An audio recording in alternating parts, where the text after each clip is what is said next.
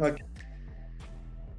So, all of you, all the toppers of JEE Advanced 2024, I officially welcome all of you. मैं आप लोग का स्वागत करता हूँ इस इंटरैक्शन पे। एंड जैसा कि मैंने बताया, ये इंटरैक्शन मेनली रहेगा कि आपकी जर्नी के ऊपर, आपने आपकी थ्रू आउट जर्नी में क्या क्या किया है, किस तरीके से प्रिपरेशन किया, क्या हार्ड वगैरह, वो चीज़ें हम आपसे जानेंगे। बिकॉज यहाँ पे टोटल 8 स्टूडेंट्स हैं। 8 स्टूडेंट्स मैं नहीं बोलूँगा, मैं 8 IIT स्टूडेंट्स हैं जो कि आप लोगों ने अपने अपने हार्ड वर्क से टॉप किया है through out in entire country, जहाँ पे 12 लाख से ज़्यादा स्टूडेंट बैठ एग्ज़ाम देते हैं, 12 लाख से ज़्यादा बच्चे एग्ज़ाम देते हैं। तो उसी के बारे में जब बस ये जर्नी हमें डिस्कस करना है, right. And many of you know each other, जहाँ पे आप लोगों ने क्लासेस भी एक साथ शेयर किया है, काफ़ी ने जब प्रैक्टिस होते हैं तो एक साथ बैठ के प्रैक्टिस भी किया है। तो उस चीज़ों के बारे में आप हमें बताएंगे। सबसे पहला जो कि जस्ट मैं स्टार्टिंग में पूछ रहा थी और कैमरा, कि ये जो मैंने आप लोगों के नाम के आगे जो एयर लिखा हुआ है, ऑल इंडिया रैंक, तो ये सब जो रैंक है ये सुनने में कैसा लगता है? मतलब what does it sound? Anyone can tell me, कोई भी बोल सकता है। And one one more thing, we have a Shreyansh Chaturvedi also. तो Shreyansh, you need to ensure कि आप सबको मौका देना है हमें, राइट? कौन Yeah, बता yeah, cool. I'll let others answer. बताइए। सानवी, युग, आरो, अंशुमान, अग्रिम, Atul, summer end of Shreyansh, कोई भी बोल सकता है। कैसा लगता है ये air all India rank? All Honestly, expectation जितनी जो भी कोई रैंक लाता है, कोई भी किसी की रैंक आ रही हो, तो एक्सपेक्टेशन हमेशा उससे ज्यादा ही होती है। बहुत कम लोग होते हैं जो अपनी एक्सपेक्टेशन से बेटर करते हैं। तो जैसे जब पहली बार वो 4 डिजिट दिखे थे, यार 4 डिजिट आ गई, मतलब 1000 के बार, तो बुरा लगा था, बट इट्स नॉट बैड। तो अब तो अच्छा ही लगता है जब दूसरे बात करते हैं ना आपके रैंक के बारे में, तो आपको ज्यादा अच्छा लगता है। अंदर ही अंदर काफी लोग दुखी होते हैं, बट बाद में नॉर्मलाइज हो जाता है। ओके, ठीक है। आंसर तो बड़ा अच्छा किया आपने। मैं सानवी, अब मैं आपसे क्वेश्चन स्ट्रेट वे पहला क्वेश्चन पूछूंगा। Like despite being the girl city topper, if I ask you that, आपका जो पूरा JEE एडवांस 2024, मैं मेंस के बारे में नहीं पूछ रहा हूँ, मैं एडवांस के बारे में आपसे पूछूंगा कि JEE एडवांस 2024 का जो प्रिपरेशन था वो आपने कैसे किया था, और आपका जो डेली रूटीन रहता था वो क्या रहता था, और कैसे फॉलो करते थे आप? सो JEE एडवांस की प्रिपरेशन के लिए मैं अपने सर के नोट्स को हर दिन आके रिवाइज करती थी। जो उस क्लास में होता था वो हर दिन आके जो उन्होंने लिखवाया वो रिवाइज करती थी।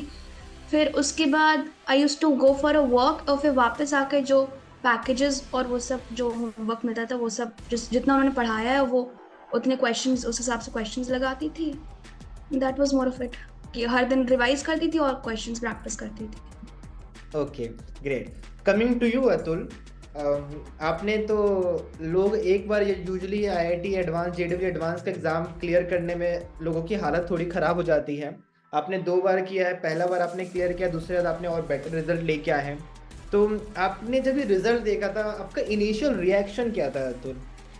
Like I would like to hear that. Yes, sir. Sir, am I audible first of all? Yes, you are completely audible to me. Okay sir, तो पहली बात तो जब रिजल्ट देखने के 40 मिनट्स पहले ही वो देख रहा था रेडिट पे कि कट ऑफ कितना जा रहा है, तो उससे तो मैं एक्सपेक्ट करने लगा था कहीं 1600 के इधर ना हो जाए। तो जब 1200 पहली बार देखा तो I literally jump out of my seat, इतना खुशी से, और पापा भी काफ़ी खुश हुए थे। तो yes, it was a very happy moment for you. Great. अब लाइक अंशुमान मिश्रा, मैं आपसे ही पूछूंगा ये अगला सवाल। क्योंकि आपने मेंस के दोनों अटेम्प्ट दिए थे, I guess if I am not wrong, mains 1 भी आपने दिया था, मेंस 2 भी आपने दिया था। तो क्योंकि यस। जब दो दो बार एग्जाम दे रहे हैं तो एक एक स्ट्रेस तो चलो ऑब्वियसली होता है, किसी से भी हम पूछे, चाहे पेरेंट या स्टूडेंट। तो आपने अपना ये जो स्ट्रेस है और ये जो प्रेशर है, इसको प्रिपरेशन के टाइम में कैसे हैंडल किया है?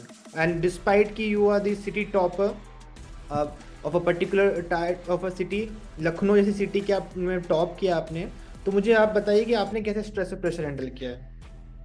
सर स्ट्रेस और प्रेशर हैंडल कर, am I audible? Yes yes, you are. Sir stress handle करना तो मतलब काफ़ी अनसर्टन था, क्योंकि कभी कभी होता था कि स्ट्रेस लेवल्स बहुत ज़्यादा हाई हो जाते थे। तो फर्स्ट मेंस में ज़्यादा हाई था, सेकंड मेंस में ये था कि थोड़ा अश्योरिटी थी कि कॉलेज एक अच्छे लेवल का कॉलेज कंफर्म हो गया है। तो उसमें सेकंड मेंस में तो टेंशन ऑलमोस्ट ज़ीरो थी। फिर एडवांस में था, तो इसे हैंडल करने के लिए बस बाकियों से बात करते थे, अगर टीचर्स के पास जाते थे वो मोटिवेट करते थे कि अरे अगर डिफिकल्ट है तो सबके लिए डिफिकल्ट होगा वगैरह। तो इसी मेथड से बात करते थे, यूजली दूसरों को अप्रोच करते। Okay, perfect. Coming to you Agrim, ये जो चीज़ें हम आपसे जानना चाहेंगे कि जनरली मैं पढ़ाई की अगर मैं टेक्निक की बात करूं तो कुछ आप ऐसा स्पेसिफिक स्टडी टेक्निक आप मुझे बता सकते हैं, या कुछ ऐसा रिसोर्सेज जो कि पर्टिकुलरली आपके लिए हेल्पफुल हुआ? हमारे पास हमेशा कुछ होता है ना वो, या ऐसा कुछ आपके पास वो व्हाट वी कॉल, जिससे हम ऐसे रब करते हैं जिन निकलता है, तो कुछ ऐसा टेक्निक वगैरह था जो कि आपने फॉलो किया था? अग्रीम।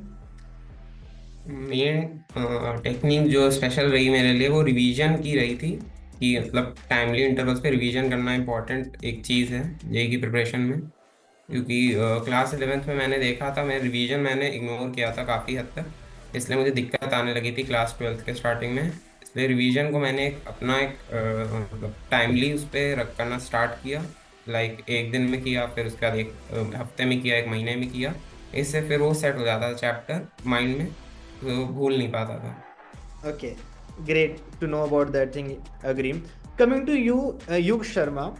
युग शर्मा, आप हमें ये बताएं कि एंड आपने भी मेंस के दोनों एग्जाम दिए थे, if I can recall it, yes sir. Right? Mains 1 आपने दिया था, मेंस 2 दिया था, एंड फिर आपने एडवांस भी आपने दिया था। तो आप मुझे ये बताएं कि जो प्रॉपर स्लीप होता है ना, सोने का important, like how important it is to have a proper sleep during the preparation, और इसी ड्यूरेशन पे आपके फैमिली और फ्रेंड्स का किस तरह से कैसा सपोर्ट रहा है? सर स्लीप तो इम्पोर्टेंट थी, मतलब ऐसे मैं रोज 6-7 घंटे तो सोता था। एक बार ऐसे कोचिंग से वापस आके 1-2 घंटे की नींद लेता था, एंड फिर रात में वही 5-6 घंटे की नींद। तो वो स्लीप क्योंकि अगर नहीं होगी तो फिर वो माइंड उतने एफिशिएंटली वर्क करता नहीं था। अगर हम लोग कभी कम सोते थे तो ऐसा रियलाइज़ होता था। और बाकी फ्रेंड्स और फैमिली का तो बहुत अच्छा सपोर्ट था, मतलब वो वैसे पढ़ाई में डिस्टर्ब नहीं करते थे। ऐसे मुझसे कोई घर के काम नहीं कराए जाते थे उतने टाइम पे। ऐसे कोई फ्रेंड नहीं होते थे कि बोलते थे कि अरे यार आज ये मूवी देखने चलना है, पढ़ाई तो होता रहेगा? ऐसा कोई फ्रेंड नहीं था आपका? नहीं सर, मेरे जितने बाकी के फ्रेंड तो ऐसे कोई ऐसे थे नहीं। कोचिंग वाले फ्रेंड थे तो उन वो भी खुद तैयारी कर रहे थे, तो उनका भी इतना डिस्ट्रैक्शंस थे नहीं। श्रेयांश के आई गेस मुझे लगता है पक्का ऐसे होंगे। श्रेयांश कभी कॉल करके आपको ऐसा बोलते थे? या ऐसा कुछ? I was that friend. मैं सबको बोलता था चलो मूवी देखने चलते हैं। ओके, आप थे इनके लीडर जहाँ के अगर डिस्ट्रैक्ट करना है किसी को तो, राइट? नहीं, Okay. एक्चुअली हम लोग का स्कूल इंटीग्रेटेड था ना, और उस सेम स्कूल में मैं 12 इयर्स से था। तो मेरे पास एक बहुत अच्छा पेयर ग्रुप था, बहुत अच्छा पेयर ग्रुप जिसमें बहुत मस्ती की मैंने 2 साल। Okay, great to know that. मैं आरो आपसे पूछूंगा कि आरो, मैं जब आरो से हमने इंटरेक्ट किया है, पहला इंटरेक्शन और मैं जो सबसे लास्ट में इंटरेक्शन हुआ उसमें ज़मीन आसमान का चेंज हो गया, राइट? सो आरो, आप मुझे ये बताइए कि आपने अपने आप को कैसे मोटिवेट रखा है थ्रू आउट द प्रिपरेशन? आरो, मैं आपसे जानना चाहता हूँ, एनीवन शायद आपके फ्रेंड्स भी इस बात को जानना चाहेंगे और आपके जूनियर्स भी, क्योंकि I have personally scene when I have interacted you for the interview also, आपका मोटिवेशन लेवल अलग ही चेंज हुआ है। तो आपने थ्रू आउट आपकी पढ़ाई की जर्नी में कैसे मोटिवेट रखा?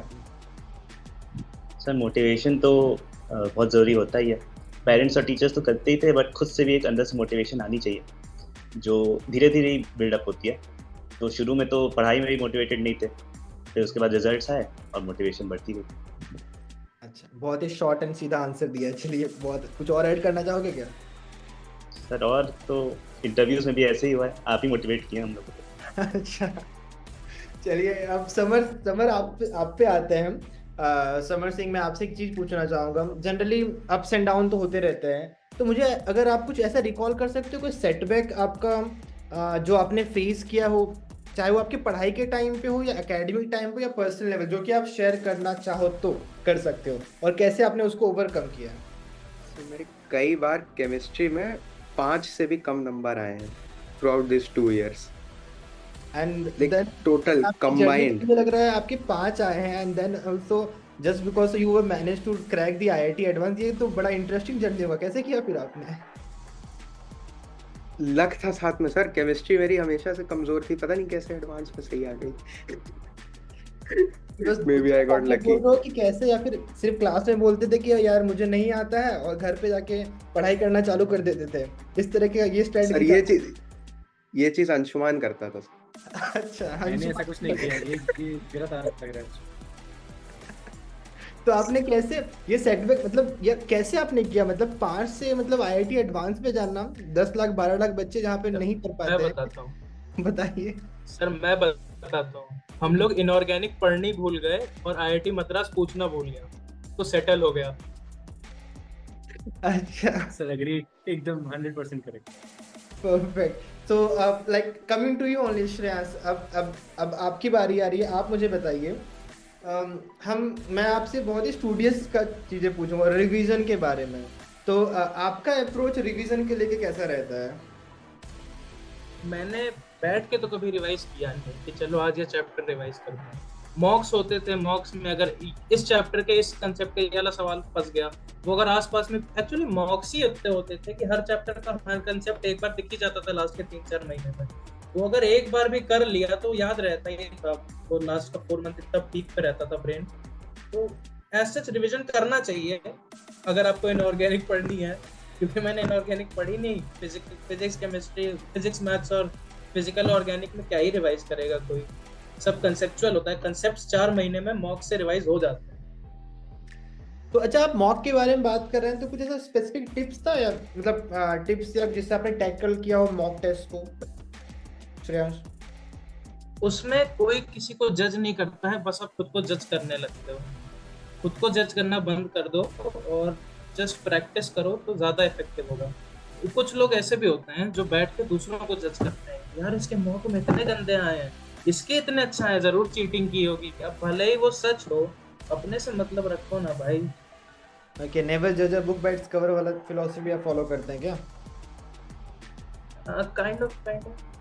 ओके, ठीक है। अभी एक सवाल हम जो आपसे पूछेंगे, ये मतलब यूजुअली हम सबसे पूछ रहे हैं, anyone can answer this question. And जो सवाल है, थ्रू आउट आपकी जो जर्नी रही है, अगर मैं बात करूँ कि आप लोगों ने अपनी कई मोमेंट आते हैं जहाँ पे सेल्फ डाउट होता है कि कैन आई डू दैट, क्या ये मैं कर सकता हूँ या क्या मैं ये कर सकती हूँ।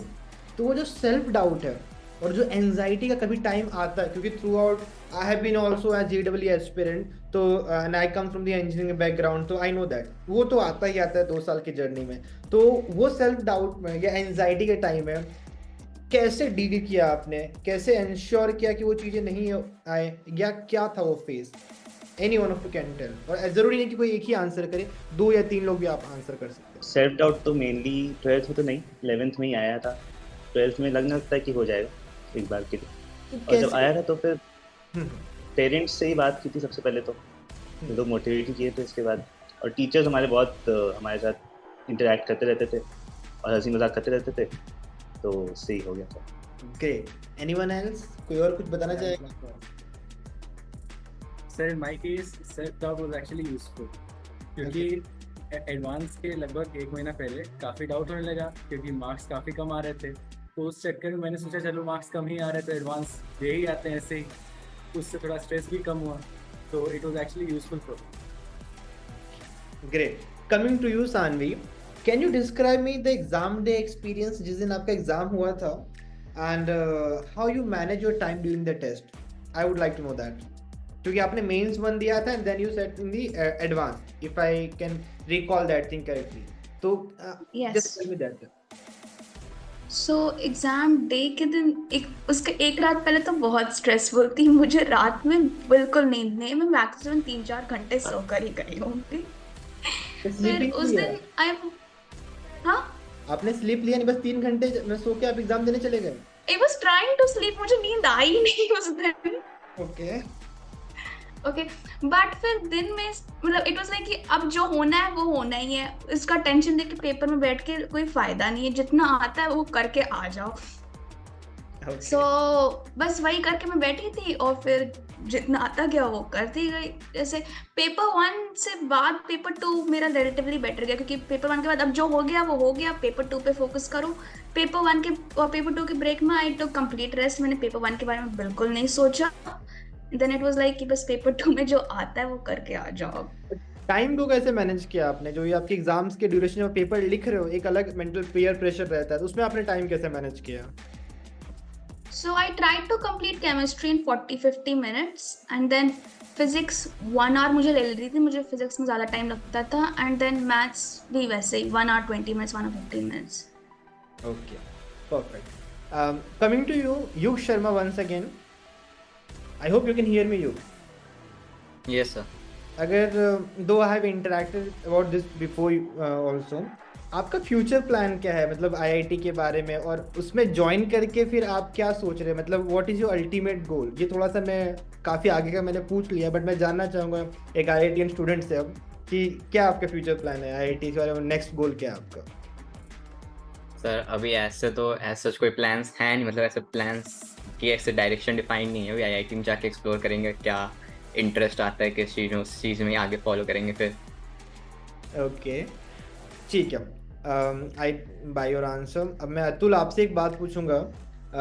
अतुल स्पेसिफिकली, क्योंकि हम जब बात करते हैं प्रिपरेशन दो तरीके के होते हैं, राइट? आप खुद से पढ़ाई कर रहे हैं और ग्रुप में भी पढ़ाई कर रहे हैं, तो if I ask you how important is to have a group और a study group of peers to discuss problem? Groups का इम्पोर्टेंस तो बहुत ज़्यादा होता ही है, लेकिन मैं उसको नहीं प्रेफर करूँगा कि साथ में बैठ के हम लोग स्टडी कर रहे हैं, क्योंकि उसमें फिर डिस्ट्रैक्शंस बहुत ज़्यादा हो जाएंगे। ये ज़रूर कर सकते हैं कि आप फिटजी जाके अपने ग्रुप से होमवर्क के जो डाउट्स आए उसको डिस्कस कर लीजिए, उससे बहुत ज़्यादा ही हेल्पफुल होता है। और आप जो बाद में सर से जो डाउट पूछेंगे, बहुत आप क्रिस्टल क्लियर अपना डाउट रख पाएंगे सर के सामने कि हमें कहाँ दिक्कत आ रही है। तो यस, डिस्कशन बहुत हेल्पफुल भी होते हैं, एटलीस्ट मेरे लिए तो काफ़ी हेल्पफुल थे। तो like everyone agrees with Atul, मतलब ग्रुप वो होना चाहिए या फिर नहीं, मतलब खुद का पढ़ाई खुद फोकस करना चाहिए, क्या होना चाहिए? मतलब this is open for this question, बताइए मुझे।